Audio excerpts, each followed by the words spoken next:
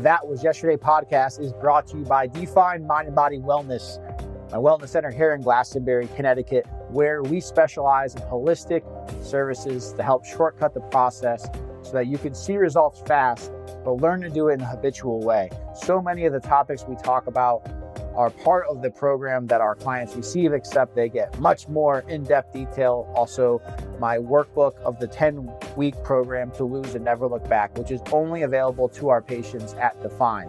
If you are interested in holistic body fat spot reduction, or our pod to increase your metabolism, or our cold plunge, or our sauna, which is the best sauna in the world, that I promise you. I know that sounds biased, but you'll see for yourself.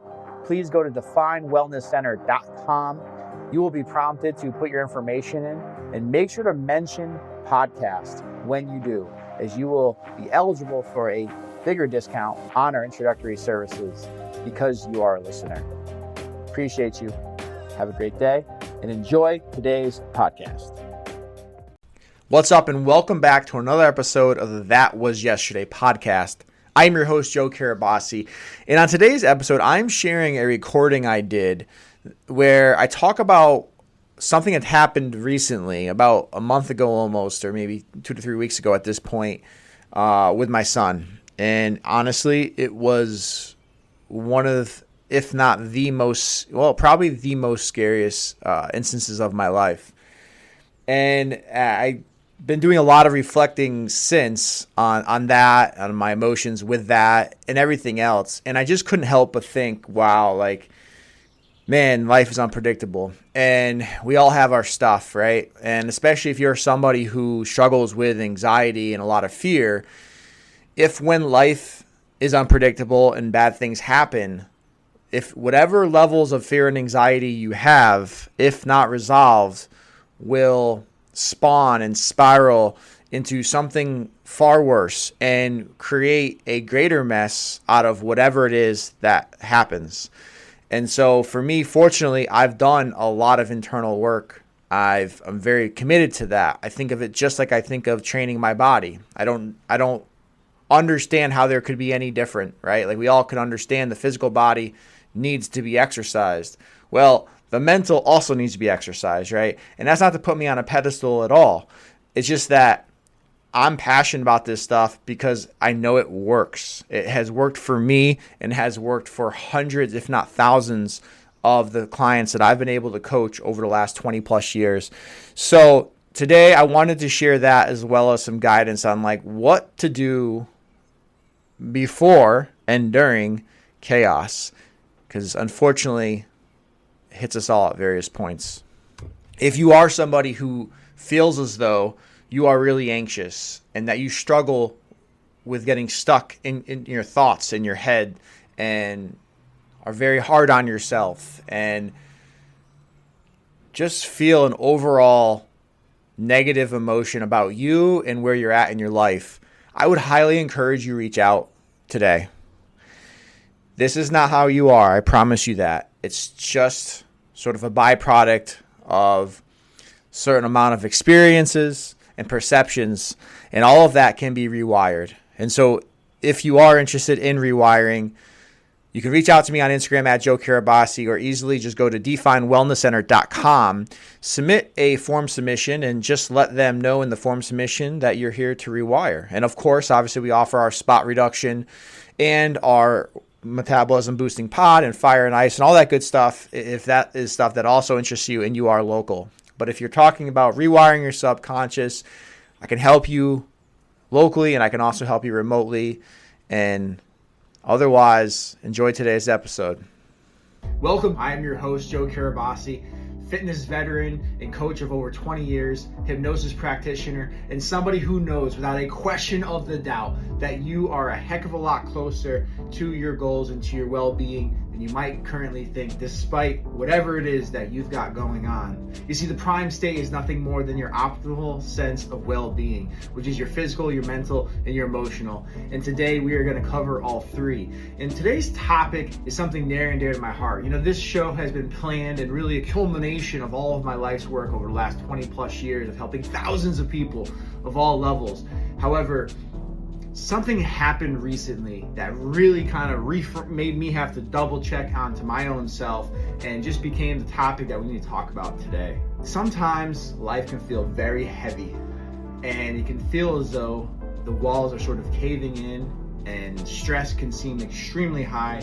You have no idea what to do with it. This past Friday night, I was with my son Joey, and we were doing our thing. We were outside playing, we were practicing swinging and hitting.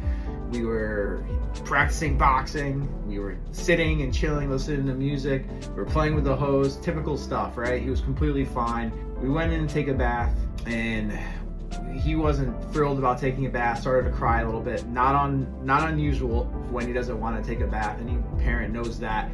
And so he cried a little bit. We took him down after we were finished to the changing table, and as I was rubbing his ointment all over him, he all of a sudden out of nowhere, he came down with this crazy sort of reaction. And it was like this continuous jerking movement of the head, where his eyelids looked like almost like 70% closed. What I could see of his eye was that it was almost the look of which you see when somebody is like falling asleep or sort of out of it. His responsiveness it just started to go down significantly, which was the most scary part. And in that moment, it was extremely scary. I FaceTimed my wife right away just to make sure I wasn't, I wanted to see if like this is something she's seen before, and just make sure, and she was also equally as scared. And so I called 911, and they didn't offer much support and not much guidance, but it took about 25 minutes for them to come. So for about that time, it was me and him, and there's a lot going through my mind, most of which is like, what is going on, and is something significantly wrong? Like, could this be like, what is going on here? And obviously, when it's your kids, the person and people you love most in this world, so losing complete control of that is a freaky, scary situation. So during that time, I did my best to stay calm. I was very scared, but at the same point, I was just trying to think about what can I do. And so was holding him, trying to just continually check in on him to hopefully keep him sort of responding, even though he was very slow between responses. And I ended up taking a cold compress to rub around his head and his neck, and he started to get irritated, which is a good sign when someone's starting to lose responsiveness. So that made me feel a little bit better, but he was still into that state. Paramedics finally came, the ambulance finally came, my dog went crazy, loud barking, and out of nowhere, it's like he snapped out of it. He wasn't acting normal in that moment, but extremely lethargic, but the eye thing had stopped. And so, long story short, we went into, did all the vitals, we went into the hospital, and at this point right now, we're getting further testing down. We don't know what's going on, right? But he has been acting normal since, which is a good thing, right? So the point of that story, what I share there is that, I was really scared in that moment, without a question, but I had the ability to at least remain calm enough to think about actionable steps. And I think what can happen, because I've worked with a lot of people, especially in and around COVID time, where their stress levels were like, say, before COVID, they were, say, a 7, or some people a 9, and some people a 5, right? Then something happened that triggered it, right? And in this case, it was COVID, this massive event that we all sort of felt a massive sense of lack of control and fear. But that set them from if they were a 9 out of 10, it brought them to an 11. If they were a 7, it brought them to a 9. If it was a 5, it brought them to a 7. And so there are these things that happen in our lives, these events that can really throw us off kilter. And so if in that time, we're not prior to those events, because we can't control that. No one knew COVID was coming, right? In this event with my son, we have no idea where that came from, what it was. Things happen that we don't want to happen. And if we are not doing the work necessary now, then when those things do happen, it can really throw us through a downward spiral. Look, I'm not here to say, I was extremely confident and calm in that moment, or I had this whole stress thing figured out. No, not by any stretch. It's just that for as long as I can remember, dating way back into high school, I've been very much into my self-development. That came out of a need, being bullied as a kid, there was this massive void I felt internally. And so there's been this entire process of me sort of reflecting and working on myself and developing a self-love and an understanding of how my brain works and how to best operate it. And so I've done a lot of internal work, and I believe that situations like that and other chaotic situations at least have been made better because of that work.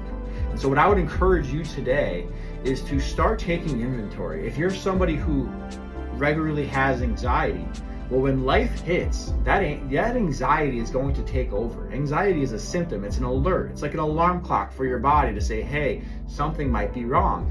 The problem is we let it go unchecked. It's almost like an alarm clock that has no snooze button. It just goes on continuously. And you can imagine the annoyance that would bring.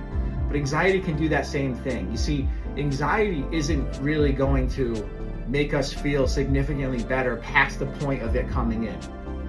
It's not a comfortable feeling by any stretch. Anxiety was put as part of our operating system way back when the first humans were evolving to what we have become, as an alert, as something to signal to your brain, hey, something could be wrong, need you to be on high alert so that you can make sure that you are going to survive. Quite literally, it was a life or death alert. However, anxiety in today's case often isn't life or death. Now, and obviously in that moment, my son, who knows what was going on? But the point here being is that if we don't have a control of our anxieties, when I say, doing internal work, to me, it all starts with anxiety. Because anxiety is like the umbrella of which everything else falls off of. If you have a high sense of anxiety, well then that's gonna correlate and magnify all the other issues that you may or may not have going on in your life. And so I like to start with anxiety. And so, as I said, like the last several days, especially with a new business and having a 2 and a 4-year-old, like I'm not here to say my stress is completely managed. It's not that. It's just that it's what can happen when these crazy things happen, we lose this sense of control, and it can bring in a lot of fear and anxiety. And if we don't manage those two things, then we're up shit's creek, because it's not going to get easier. And again, no matter what you have going on, worrying about it more isn't going to make that thing better. It's just going to put more stress on your body, and it's going to create more mental and physical stress as well. And so here are some actionable things that you can do to start lowering that. Because maybe right now you are in this heightened state, you have something serious going on, right? Or maybe you don't, but obviously things can happen. And this is not to say something bad is going to happen to you by any stretch. It's just that, as you know, in this world, things happen unpredictably. And if we don't take care of what we can when we can, then we're going to set ourselves back in a worse position. And so, first and foremost, at least one thing I'll share that's really helped me most recently is just realizing, like, okay, there's a lot I don't know. And there's a lot, especially with my son, right? There's a lot I don't know. What do I know? Where can I find answers? And what are objective next steps, right? Just having a simple plan for yourself of like, hey, what's the groundwork? What's the layout right now? Of like, what do I know to be absolutely true? Not feelings or thoughts, but what is absolutely true? And what can be done to move this thing forward? Knowing that I can't control what happens when we move it forward, but at least having some sort of plan is going to lessen that worry and that overwhelm. And so creating an actionable list of like, what are some next steps that I can do? Number 2, what are the fears? What are the feelings that you're expressing? Thinking about them, ruminating them, or pushing them down is only going to make them worse. I always use the example, like imagine you had this beach ball and you push it down underwater, right? Have you ever done that before? Like you can get the ball underwater, but it's very hard. It requires a lot of force, a lot of active energy to keep it down, right? And at some point you can't keep it down forever. It's gonna pop back up, right? And it always pops back up with more force than when you originally pushed it down, right? That is like our internal feelings and our fears and our anxieties. If we just push them down, even if we distract ourselves and we consciously or subconsciously just don't want to think about the stuff and push it down, that's requiring a lot of energy out of us, whether we like it or not, whether we want to think about it or we don't. It's requiring a lot in the back end of us to not think about that stuff, whatever that stuff is. It's like if you have, 50 windows up on your computer, your CPU in the background is working extra hard. It's going to make your entire system run slower. It is no different than your cognitive system, which is why oftentimes when we're dealing with a lot of stress and a lot of anxiety, we lose cognition. We don't have mental clarity because the system's just overwhelmed. So a way around that is to just quite literally brain dump. Now, you can talk to yourself, and I do that quite often, believe it or not, in my car or wherever I am going for a walk. No shame in the game, baby, because I'll tell you what, it works. It works, all right? But if you don't feel comfortable with that, that's okay. Pen and paper. You can type it, you can put it onto your notes in your phone, but pen and paper seem to be the best thing. If you keep it in your mind, your subconscious doesn't know the difference between good and bad, between what you want and what you don't want, right? It just knows to focus on whatever you place a value on. And so if you have something on top of your head, that's called TOMA, top of mind awareness. Your subconscious is going to worry about that thing until it's gone, which is oftentimes why sometimes we don't sleep great at night if we have so much on our mind, right? Well, why is that? It's just your subconscious working in the background trying to figure out all of that. So the simple practice of just writing everything out, getting it out, brain dumping, no judgment. You don't have to reread it. You're not writing a book. You don't have to share it with anybody. This is just an exercise to empty your mind. From there, breath work. Breath work is something that does not come natural to me. Trust me. I'm the type of guy, type A, type of like, let me, a fixer or doer, like, let me just do this, do that, right? And I mentioned step one, right? Try to create a plan. That's to help lessen the anxiety. However, we got to work on internally, right? As I find that if you can empty your mind more, you create more of a sense of objectivity and clarity, right? Once we accomplish those two things from the first two steps, now we need to go internally, because our system, whenever we have a threat, whether it's the fear of and the scare of what happened to my son and what's happening next, or anything else, that's a lot on our nervous system. And by the way, I've worked with people 50, 60, 70, 30, you name it, but however long they've been alive that they can remember, they've been in a state of fight or flight. That manifests into physical symptoms, sickness, disease, and a whole lot of mental trauma that, unless is resolved, can cause some serious issues with your life. And so if your system, if your nervous system is in this state of fight or flight, then it's going to affect your reproduction, it's going to affect your digestion, your elimination, your metabolism, right? Your body's ability to burn fat. Think about it, like the threatened fight or flight state, why does our body have that mechanism? It's for survival, right? So in other words, way back when, if our ancestors were getting chased by another tribe, they wouldn't really need to use their digestion elimination, right? That's not, you don't want to stop the poop. Like, another tribe's coming to kill them, and they're not gonna be like, oh, dude, time out, man, I gotta go. And the tribe's not gonna be like, oh, yeah, hey, do your thing, we'll just wait here. That's not how it works, right? They're gonna come after you. And so in that same way, our system doesn't know any different right now, which is why, so many people I work with, especially over the last 5 years, have serious digestive and GI issues. And honestly, it's not because something's wrong with the body. And it's just not my opinion. Like, through working with people, they're starting to go regularly. They're starting to not have digestive issues.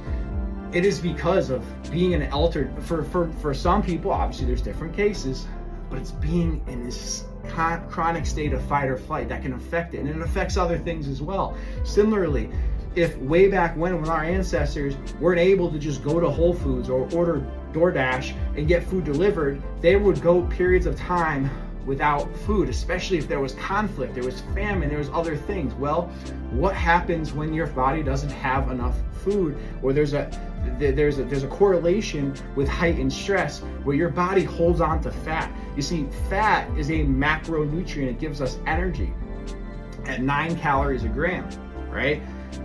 Whereas protein, carbohydrates, 4 calories a gram. So fat is over double the nutrient density. Why is that? Because it's there to sustain and protect our internal organs, to provide insulation, to have a slow digesting energy that when we aren't able to eat for whatever reason, or there are heightened states of stress, our body holds on to fat, because fat in that case is a survival mechanism. And so all of these things are happening in the background. And so it all goes back to, if you're in that fight or flight sympathetic nervous state, we have to go back into a parasympathetic nervous state. And so for me, again, meditation isn't something that I love to necessarily do. I don't, but breath work, because I find this to be like a universal rule, is if there's an area of which you want to get better at and improve, and you know it's like directly tied to your health and wellness, but you're not able to do so, the answer can't be, well, I'm just not going to do it, I can't do it. If there's something that you know you need to do for your health, for your betterment, but for whatever reason you're not able to do the thing in the context of which you know to do the thing, the answer can't be, I don't have time. Because by the way, that's a good distraction mechanism. It's a good thing we tell ourselves, because there's a level of insecurity if we find ourselves having a trouble doing the thing we know to do, right? But the answer can't be like, I don't have time. The answer can't be like, well, I don't know what to do, or it doesn't come easy, or I'm not good at it, and then just not do it. That thing will not get better. And so for me, when I look at breath work and meditation, and yeah, there are some slight differences, but we're going to put them into one bucket because they both bring you into your parasympathetic nervous state. For me, meditation has always been something harder to wrap my head around, whereas breath work is more tangible. It's almost like a fitness way of breathing, right? There's different ways to go about it. There's Wim Hof breath. There's box breathing, right? 4 seconds in, 4 seconds hold, 4 seconds exhale, 4 seconds hold that exhale, right? Wim Hof breathing and many others can be very beneficial, various terms of kinds of breath retention and whatnot. However, these are strategies that will bring you into the parasympathetic state. And these are things that I have to actively make sure to find a way to incorporate into my life. So for instance, like there was a period of which I did Vedic meditation, which was 20 minutes twice a day, every day. Not easy to do. Not something that I can fit into my life right now. That doesn't mean I can't. I shouldn't work on resetting my nervous system, because that's what this breath work can do. It can reset your nervous system. So it's like, well, what can I do that I will do? And that's what you have to think about all progress in. What can you do that you actually will do? So it's finding that minimal viable effort that you can do, right? And so with breath work for me, sometimes it's 5 minutes. Sometimes it's 60 seconds of deep breaths. More recently, given the magnitude of what happened with my son, it's been 15 minutes. And by the way, this is 15 minutes of breath work that would have replaced time working out, because that's something else, right? Now, the next step, a part of this I was going to share here, is physical activity. Physical activity is so important when you're going through serious times of stress, because it gives you something that you can tangibly control, yet also release tension. So whether it's walking or whether it's working out or mobility, something that you can physically do to release tension is going to also ignite positive hormonal response. However, especially for fitness enthusiasts like myself, when we do go through these serious times of like elevated stress, working out intensely isn't the best answer, because if we're not recovering from that intensity of the workout, then we can actually cause a greater stress on our body and our being. Because remember, exercise, as healthy as it is to do, does induce stress on your system. And so if we're not recovering from that, then we have all this mental, emotional stress. Well, our body's now at a deficit, and that's a significant issue. And so during this time, I've been moving for sure, but I just give myself the grace to say, all right, hey, as I've always told my patients, 60% is greater than 0%. In other words, 60% effort is better than nothing at all. And that percentage can be really anything. And I've oftentimes say anything above nothing is something, AKA progress. Just do what you can. And so these 4 steps are things that are not going to make your issue go away. All right? I wish they would. But unfortunately, that's not how life is lived. And so I find, yes, it's really important to be optimistic, to have a positive expectation that good will follow. And in order to have that, you can only do that if you have a more clear mind. Because if you're stuck in your emotions, stuck in your feelings, the projection of what is going on is all going to be negative. And so follow these 4 steps. It will at least make whatever you have a little bit better right now. Step 1, start looking at what is it that you can do, whether in the moment or after the moment. What are some tangible things that you can do to lessen the fear? Number 2, is to brain dump all the feelings and emotions that you have. Number 3 is to bring your system from a sympathetic to a parasympathetic nervous state through some sort of breath work, hypnosis, or meditation. Number 4 is movement. We are meant to move. I don't care where you're at on your journey. I don't care if you're somebody who cannot get up and down off the couch. There is movement that you can do, and you quite literally need to do, okay? So it's a part of us, but we have to make sure we treat our bodies with grace to know that, yes, we need movement, but we also need the most amount of intensity when we're going through a lot. It's not all or nothing, it's and. And the more you can wrap your head around the and, that gray area of finding what can you do that you will do, it's going to lead you to an overall better wellness.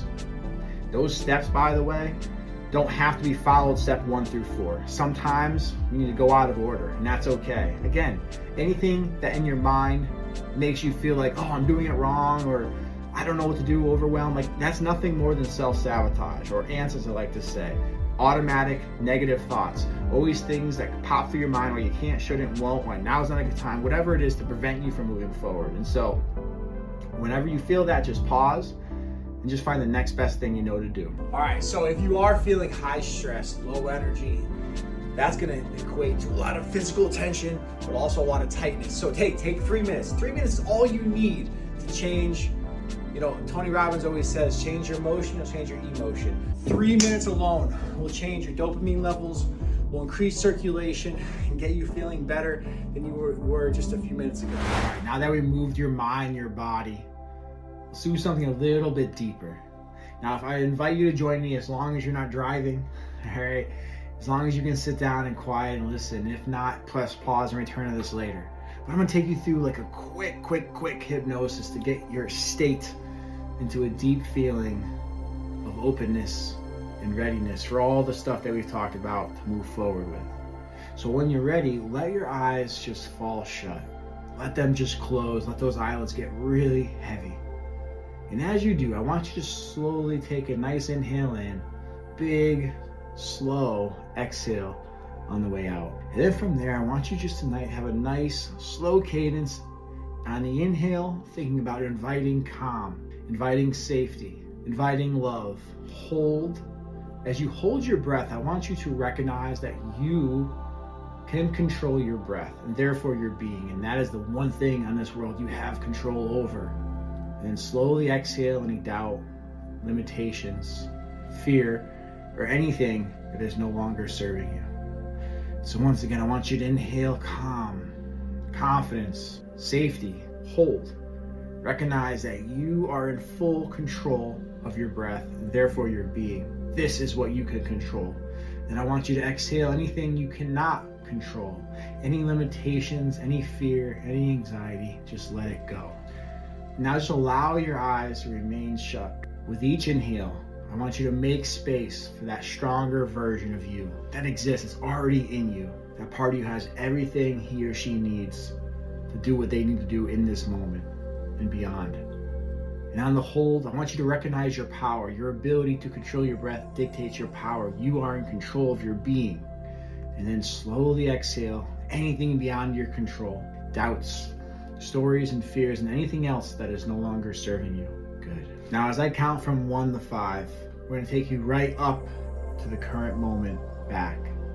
And on 5, you'll open your eyes, feeling a little bit more relaxed, a little bit more empowered, and feeling this sense of power and of self-control to be able to be out there who you need to be and to do what it is that you need to do to move forward. 1, recognize that all of the pain from your past is out of your control. That was yesterday. Today is a new day.